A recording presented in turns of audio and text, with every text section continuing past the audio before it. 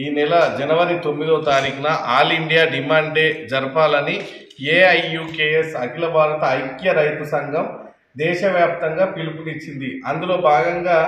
MSP guarantee చట్టం అంటే పంటలు పండించినటువంటి రైతులకు గ్యారంటీ చట్టం అమలు చేయాలని, అట్లాగే స్వామినాథన్ కమిటీ సూచించినటువంటి సిఫారసులు అమలు చేయాలని చెప్పి, అట్లాగే జాతీయ గ్రామీణ ఉపాధి హామీ పథకంలో ప్రతి వ్యక్తికి 200 రోజుల పని దినాలు కల్పించాలని, అట్లాగే ఉపాధి హామీ కూలికి వెళ్ళే ప్రతి కూలికి 600 రూపాయల చొప్పున రోజు వేతనం ఇవ్వాలని చెప్పి, అట్లాగే చిన్నకారు అట్లాగే మధ్యతరగతి రైతులందరికీ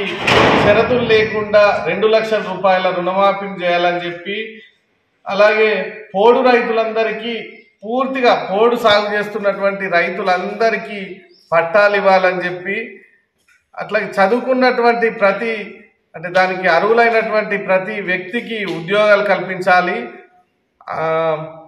నిరుద్యోగులందరికీ ఉద్యోగాలు కల్పించాలి, భూమి లేని వారికి భూమి ఇవ్వాలి, అన్నార్థులకు అన్నం కూడా వాళ్ళకు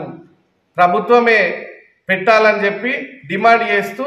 ప్రతి జిల్లా కేంద్రంలో జనవరి 9వ తేదీన కలెక్టరేట్ల ముందు ధర్నా చేయాలని చెప్పి అఖిల భారత ఐక్య రైతు సంఘం పిలుపునిచ్చింది. అందులో భాగంగా దేశవ్యాప్తంగా రైతులు అందరూ కూలీలు పెద్ద ఎత్తున పాల్గొని విజయవంతం చేసి ఈ మోడీ సర్కారు దగ్గర మన డిమాండ్లన్నీ సాధిద్దామని తెలియజేస్తున్నాం.